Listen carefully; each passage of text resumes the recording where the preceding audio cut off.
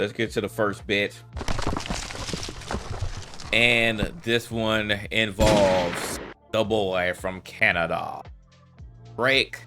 We have 3 more tracks that have been released via Drake's burner Instagram account, Plot Twist, which I feel like I was literally like searching through there. I thought that he only had, the announcement about 100 gigs and then the 3 new tracks that he dropped and then 3 others. But this man has really been like posting on that account. Like, I know with celebrities, they get to a point where, hey, I have way too many people following me. I feel like I can't share my true thoughts. And then, they make a Finsta or a burner, whichever you want to call it. And then they start posting their true feelings, what they really feel, what they really want to show y'all. And Drake, I feel like now with this burner IG, he just posting whatever. And I'm just like, okay, but it's looking more like, even though like a lot of this stuff is like raw, like just a bunch of like old stuff, some newer stuff, or it, all of these may be newer photos just with like the old filters on there. Like, it may have been posting a lot of random crap on there. So I'm like, you're having a little bit too much fun with this IG, my man. Like, all right, we get it, it's your burner, but at this point, it's no longer your burner, right? It's no longer your burner because people are going to your IG to essentially get these new songs now. Like, they may or may not necessarily care about what you're posting, outside of that, but you're posting like just a regular account. But people know this now. It's no longer a burner or a Finsta when you expose it to the world. It's weird. But anyways, so Cammy, we represented a report for duty, ready to call out the Cammy just knew. Too much fun is great. He having a little too much fun. I'm like, he could have done it on his regular IG account, but like I said, I know how it is. Or I don't say I know how it is. I act like I have experience, but I see how it is with the celebrities and what they tend to use their Finstas for.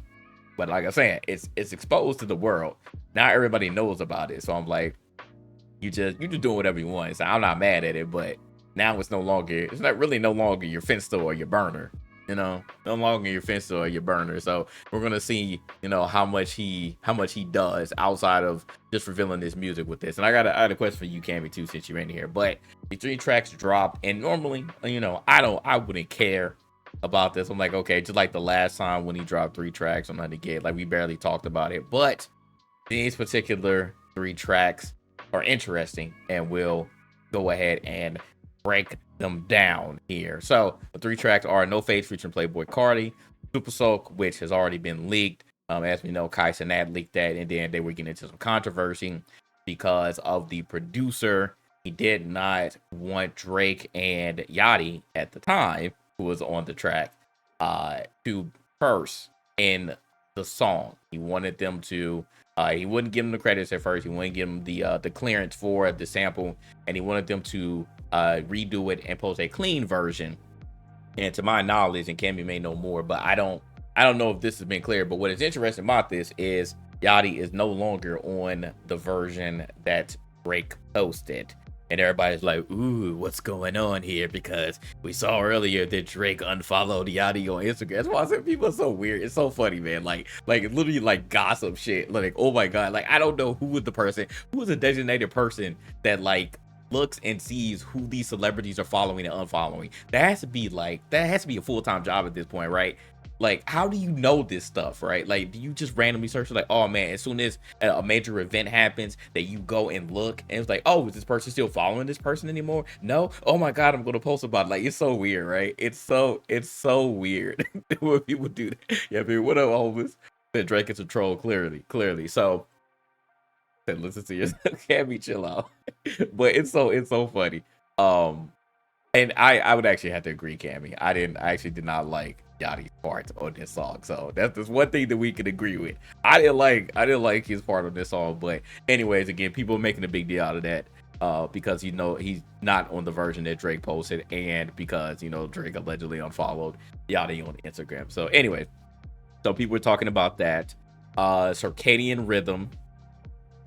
Yeah, Circadian Rhythm. Drake, you still going. You're still going. You don't know when to stop. Say Yachty drama self unfollowed Drake. Oh, okay. So Yachty did it. Okay. Well, anyways, they were talking about that. My bad. So Yachty unfollowed Drake, and whatever, whoever unfollowed who, it ended up being a story. But Circadian Rhythm, we already know, if anybody's been following the beef between him and Kendrick, we know why he named it this. And I'm just like, why, sir? Why are we still going with this? Like, I don't think I want to ask the chat. Did anyone really think that after this main beef was all said and done, that Drake would stop sneak dissing? Like, that's what he does. That is Drake's identity now. He's going to sneak diss you. Drake does not forget. This is one of the most petty niggas in rap.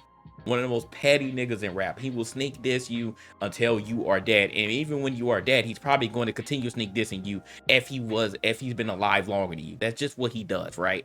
Like, a lot of people were actually surprised when Drake was like naming people by name, during this main beef, because he just doesn't do it. Like, that's just not him. He doesn't do it.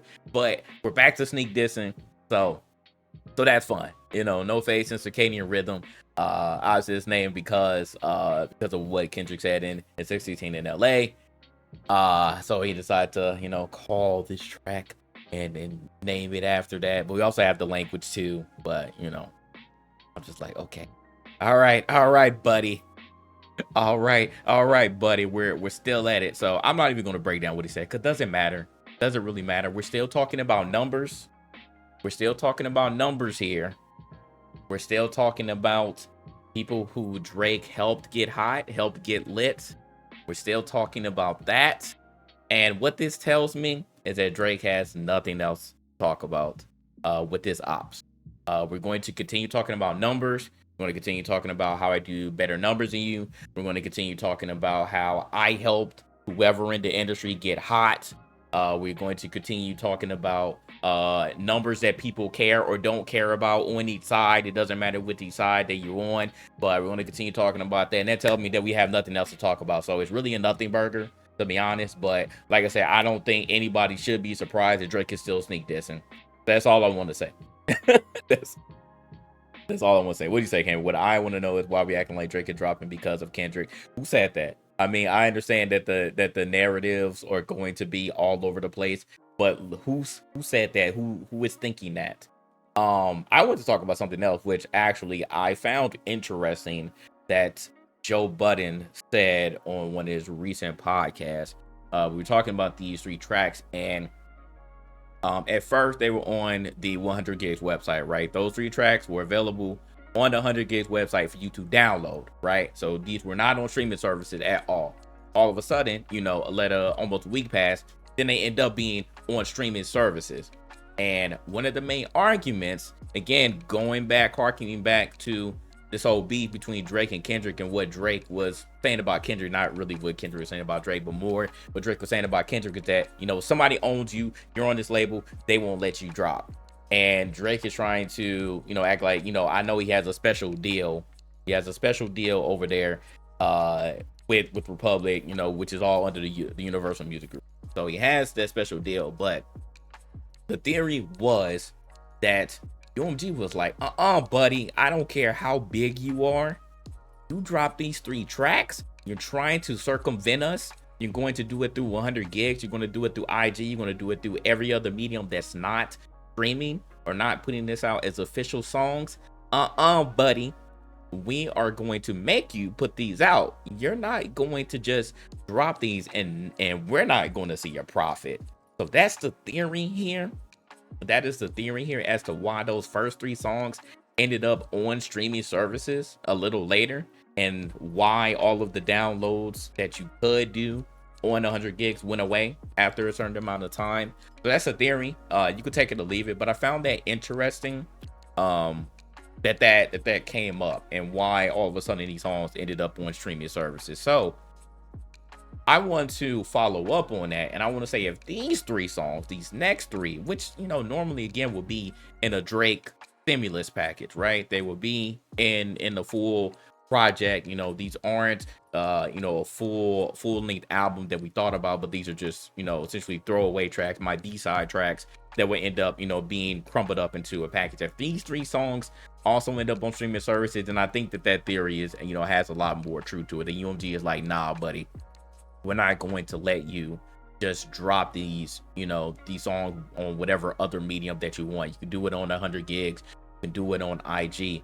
but at a certain amount of time, these songs are coming out. We're gonna make some money off of you, buddy. You know, that's why we gave you this deal. So essentially, you know, you're not independent. You know, you can continue to say that, you know, you're the biggest artist out right now in rap, but you're not above the label.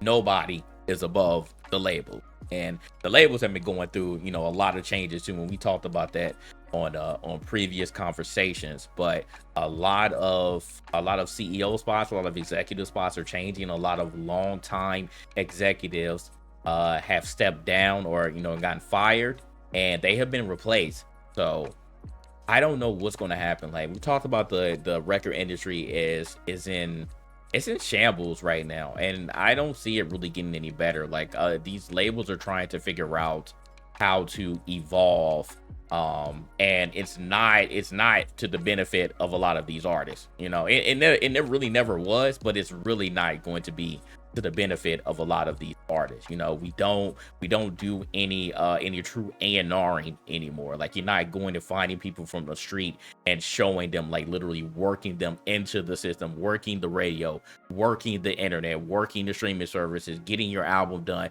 making sure that you have the best production, the best producers in there, the best beats, artists that it actually makes sense for you to work with, artists that you sync with. None of that stuff happens anymore. Literally none of it happens anymore. Now all the record labels do is just find whoever's going viral, you know, whoever has a little bit of buzz on the internet, and then, you know, just throw some money in their face and say, hey, all right, let's go.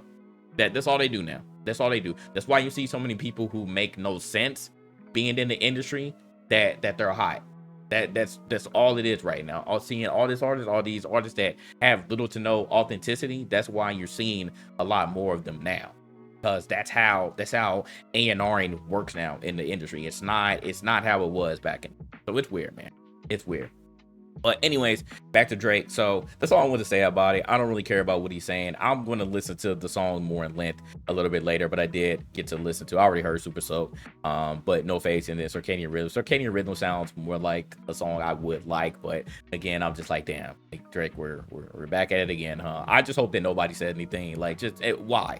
It's no point to sneak this back. It's no point to make another diss track. Like, let's not start anything up, because this is just what Drake does, right? This is nothing new for him. So just act like, just let him shout into the void. Just let him get his shit off, and and then to move on, because he's not going to stop. Drake is definitely not going to stop. So it's funny, man. It's funny. So that's all I want to say. That's all I want to say about that. That's why Atlanta let go a bunch of rappers like PNB Rock and Meek. Yeah, but also on the same end of that spectrum, a lot of artists start getting wise too. It's not that the labels let them go; it's that artists after so long, and especially, you know, when it comes time for renegotiations, that's when a lot of things start to shake. When it comes time for renegotiations, a lot of these artists, you know, they finally start wising up, and it's like, yo, you made how much money off of me, and I didn't even see like a third of that. Let's go ahead, and if we can't renegotiate on terms that are better for me, then I'm leaving. You know, a lot of them would rather go independent or just get a distribution deal, just get a distro deal, and not get the whole 360. You know, 360 the one of the worst thing to happen to the music industry. So anyways, that's all I got on that. That's all